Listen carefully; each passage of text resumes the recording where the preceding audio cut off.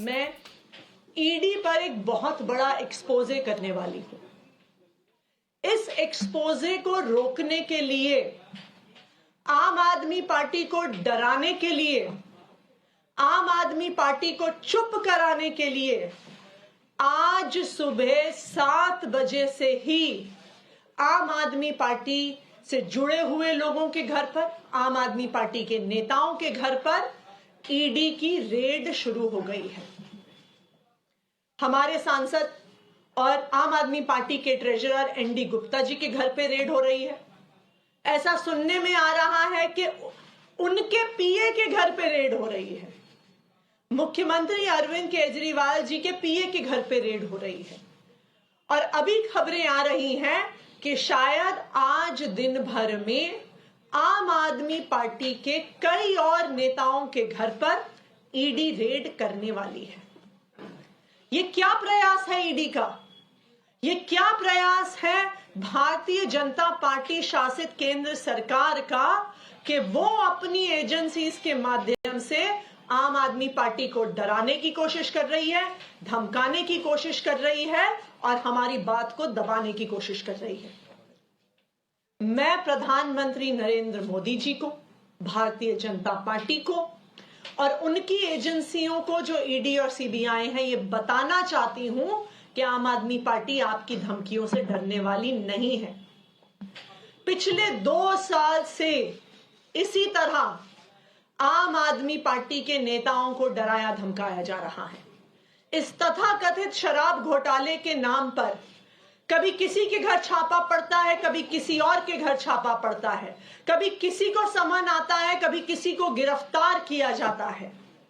लेकिन इस 2 साल के इन्वेस्टिगेशन में अभी तक ईडी को कुछ नहीं मिला है। किसी भी क्रिमिनल इन्वेस्टिगेशन में 3 चीजें महत्वपूर्ण होती हैं। सबसे पहले रिकवरी ऑफ मनी, जिसकी लॉन्ड्रिंग हुई है। ED prevention of money laundering act के तहत केस करता है तो सबसे पहली और सबसे जरूरी चीज है कि ईडी को रिकवरी ऑफ मनी करनी पड़ेगी। लेकिन 2 साल में सैकड़ों रेड के बाद भी 1 रुपए की भी रिकवरी ईडी नहीं कर पाई है। किसी भी केस में दूसरी महत्वपूर्ण चीज होती है सबूत।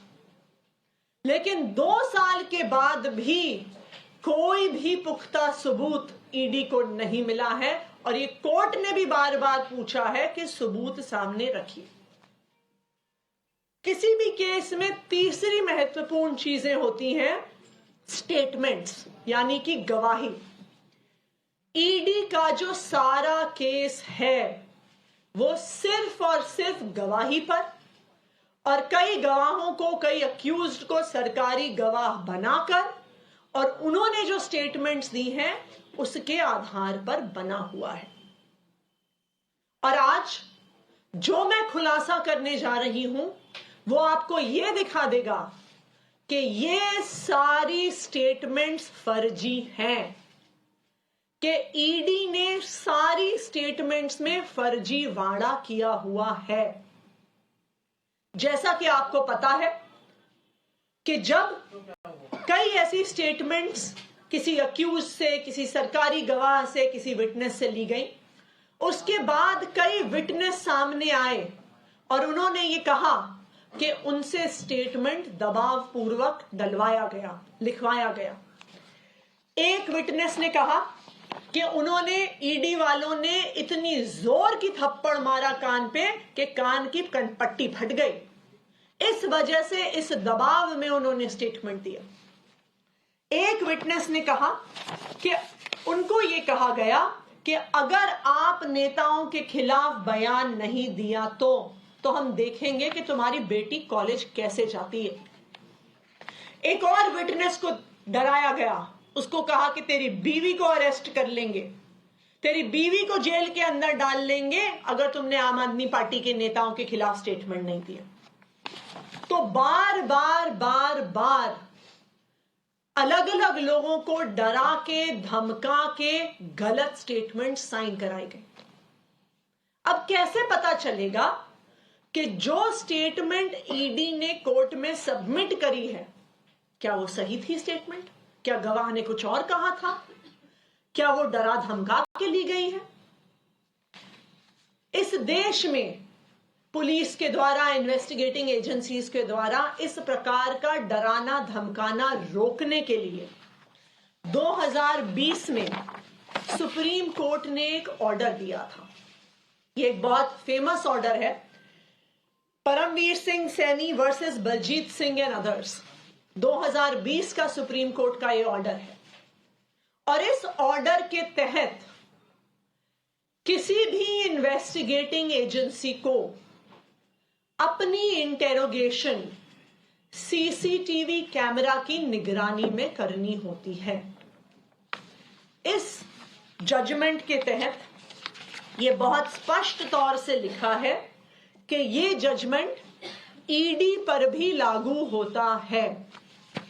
ना सिर्फ इतना, इस ऑर्डर में यह भी साफ तौर पर लिखा है कि सीसीटीवी कैमरा की फुटेज सिर्फ वीडियो फुटेज नहीं हो सकती है।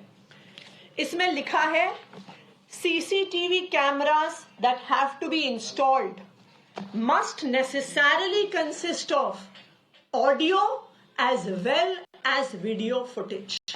ये सुप्रीम कोर्ट का आदेश है। क्यों? क्योंकि अगर ऑडियो और वीडियो फुटेज नहीं होगी तो यह सबूत नहीं बचेगा कि क्या किसी विटनेस को डराया गया, क्या किसी विटनेस को धमकाया गया। जो विटनेस ने बोला और जो कागज में लिखा गया, क्या वो एक ही चीज है या वो अलग अलग चीज है? इसीलिए सुप्रीम कोर्ट ने यह आदेश दिया।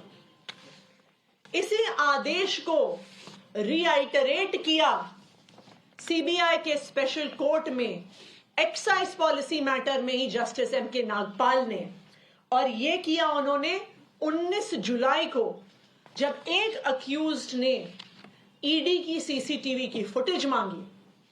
तो इसी सुप्रीम कोर्ट के ऑर्डर का हवाला देते हुए एमके नागपाल जी ने कहा कि यह हर विटनेस का, हर अक्यूज्ड का अधिकार है कि उन्हें सीसीटीवी फुटेज मिले with audio and with video. अब आप सुनिए, अब मैं आपको एक ऐसा फैक्ट बताने वाली हूं जिससे आपके रोंगटे खड़े हो जाएंगे। जब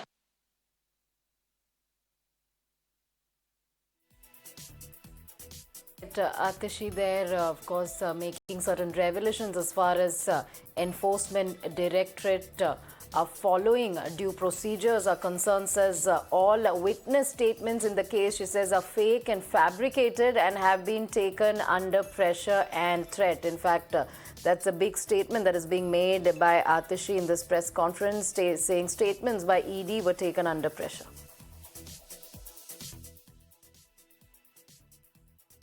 कमरे में एक सीसीटीवी कैमरा लगा हुआ था।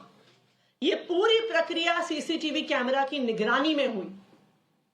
लेकिन जब वो स्टेटमेंट कोर्ट में जमा कराई गई तो अक्यूज्ड ने देखा कि जो बात कमरे के अंदर हुई थी और जो बात कागज पर आई है वो दोनों अलग अलग हैं। और इसीलिए इस केस के उस अक्यूज्ड ने सीसीटीवी फुटेज के लिए एप्लीकेशन डाली। और आपको पता है, जब ईडी ने वो फुटेज दी तो उन्होंने उस फुटेज का ऑडियो डिलीट कर दिया। सिर्फ वीडियो फुटेज दी गई, ऑडियो फुटेज डिलीट कर दी गई और सारा एविडेंस कि वास्तविक तौर पे उस कमरे में क्या बात हुई थी, उस सारे एविडेंस को ईडी द्वारा डिलीट कर दिया गया है। और ना सिर्फ उस एक मैटर में, आम आदमी पार्टी के पास विश्वसनीय सूत्रों से ये खबर है कि जब से ये एक्साइज पॉलिसी का इन्वेस्टिगेशन शुरू हुआ है, पिछले 1.5 साल की सारी इंटेरोगेशन, सारे सवाल जवाब जो हुए हैं ईडी में, सबकी ऑडियो फुटेज को डिलीट कर दिया गया है इन्फोर्समेंट डायरेक्टोरेट द्वारा, ईडी द्वारा। ये क्या दिखाता है कि जो एक तो रिकवरी नहीं हुई, सबूत नहीं मिला, और जो स्टेटमेंट्स थी, जो एकमात्र आधार थी ईडी के केस का, वो सारी स्टेटमेंट्स भी फर्जी हैं। क्योंकि अगर स्टेटमेंट फर्जी नहीं होती तो आपको ऑडियो डिलीट करने की क्या जरूरत थी। तो आज देश के सामने ये बात आ गई है कि यहां पे घोटाले की जांच नहीं हो रही है, ईडी की इस जांच में ही घोटाला है। आज मैं ईडी से पूछना चाहती हूं, मेरा पहला सवाल ईडी से, कि ये ऑडियो रिकॉर्डिंग्स डिलीट करके ईडी किसको बचाना चाहती है?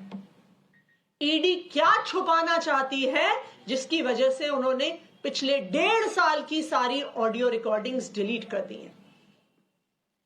मेरा ईडी से दूसरा सवाल, कि आप देश के सामने, आप कोर्ट के सामने पूरी डिटेल्स रखिए कि पिछले 1.5 साल में आपने जितनी इंटेरोगेशन करी है, जितने सवाल जवाब करे हैं, उनमें से कितनी इंटेरोगेशन और सवाल जवाब के ऑडियो आपके पास आज मौजूद हैं।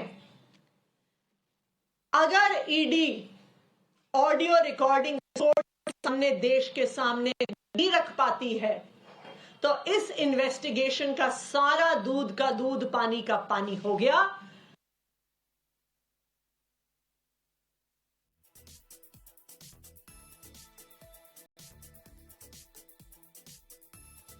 Saying statements of witnesses were taken by Enforcement Directorate officials under pressure. ED also tampered with CCTV footage of statement recording when the piece of evidence was sought, is what she's saying. Going on to state that Enforcement Directorate investigation in the case itself is a scam, questionable procedures and rules not followed during investigation and statement recording.